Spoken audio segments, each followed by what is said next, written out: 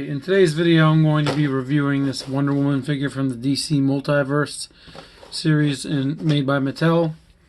And it's part of the Collect and Connect for Lex Luthor, which I'm going to complete mine, which he needs the legs right now, which comes with her.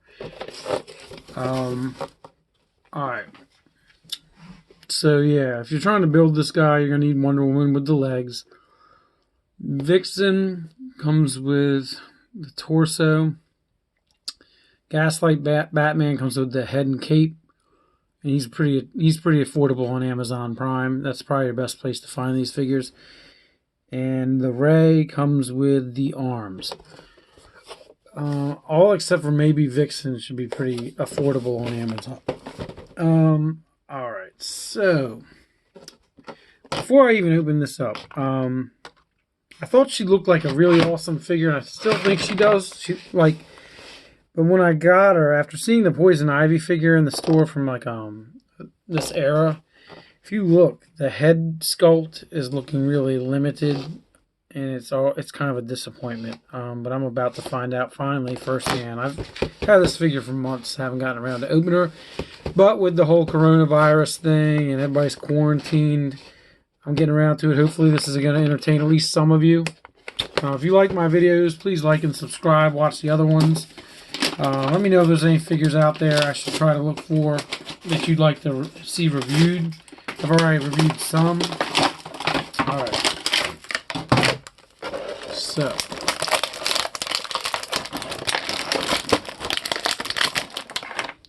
She comes with a lasso of truth. And I'm going to need some scissors because it's in there good. I guess they're worried about thieves, which is valid because I know at Target where people have been swapping certain figures out. Like the box is one thing and the figure inside is not what you would expect. I'm not to review. I mean, that lasso I don't think we have to worry about reviewing. Alright. But let's see here. First off the bat. Well, actually, the head is not limited in articulation because of the throat or anything like I thought. Like, I thought it would be more of like an old school He-Man type of like articulation where it's just like, I don't know how to describe what I'm trying to say, but it feels like it's a ball joint, which is more articulation than I would have expected from the looks of it. The thing is, though, the hair is limiting the range of motion. Then you got your arm, elbow, wrist, front and backward. You got this upper ab area. Unless she can go up, forward, and backward with it, but she cannot like do like a circular motion, which I thought maybe she would. There's no waist articulation. You got your legs, their hips, knees, ankles, but it's pretty good. Obviously, she comes in with a sword. I think in D&D terms, or Dungeons and Dragons, you would call it a short sword. Let's see here.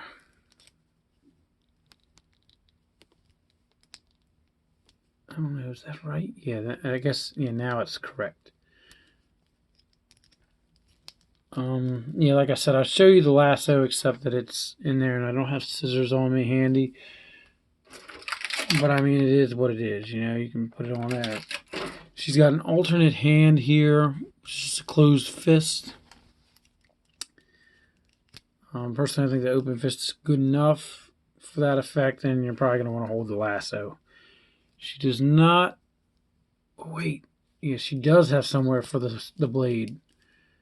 Alright, so that's pretty neat. Or actually, you know what, that's meant for the lasso, but you could use it for the sword, I guess, but it doesn't look right at all.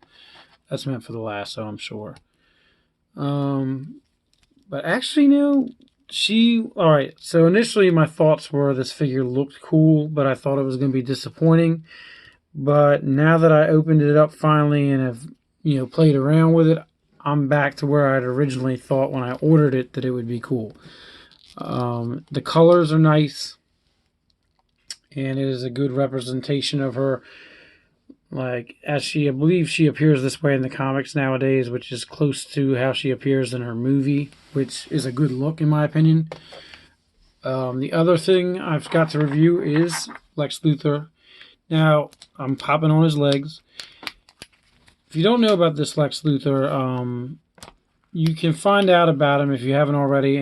I have videos about Hoopla Digital where you can, as long as you have an active library card that uses the system, you can check out comic books every month. I go into more detail on those videos. You can find them fairly easy if you look for my videos about them. But in Action Comics, since Rebirth, they started this storyline where, all right, so if I understand, back in the New 52, which was like 2011 or so, DC rebooted and there was a new Superman, and he was like a clone, I think. I didn't read too much of it. I didn't care for it. But by the end of that era, they ended and then recreated it with what's called Rebirth, where they brought back the Superman that we would think of that's been around since like the Infinite Crisis era of the 80s. And I think it's confusing. It's really confusing because it's not the original Superman. There's an original Golden Age Superman, but this Superman is more or less, the Superman we all know and accept as Superman. So he's come back into this New 52 era, and in the Rebirth world, there's this Lex Luthor, which is not the same as that Lex Luthor that Superman would know. And this Lex Luthor has decided to take on the mantle of the S, Kal-El, or L, and all that. And he believes he's Metropolis's Superman over whoever, what we perceive as the real Superman. I've not finished the story arc. I've only read like a volume or two. It's really good, interesting. But for all intents and purposes, so far I don't know how it ends, and please do not spoil it for me or the viewers. But he's trying to be a good guy.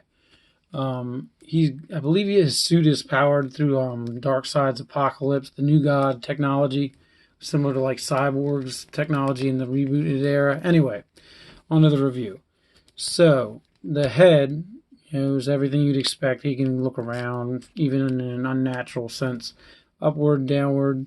His torso can go up, forward, and backward, just like the ab crunch can, like Wonder Woman's. But he does have a waist articulation, so he can turn around and stuff. You got the arms, elbows, wrists can twist around, but with the bracers and everything, he can't go forward and backward with it. The cape does pop off, as we've already seen a couple times, but it goes right back in pretty nice and easily, and can stay in fairly well. Like, you just have to push it off with your finger or something for it to actually come off. You got the leg. You got this like hip area right here if you look closely. Knees, ankles, and I didn't think much of this figure before I read the comics because I didn't know anything about it. It just kind of looked cheesy to me. But after having read the comics even just a little bit, I am pleased with getting it, and it's not a hard figure to acquire. It's that Vixen figure is going to be the hardest one in the group to acquire. But I don't know. Let me know what you think. Please like if you enjoyed watching this, and please feel free to subscribe and watch other videos and let me know what you think. But yeah, not bad. The Wonder Woman is definitely worth the $11 or so that you'll probably pay for.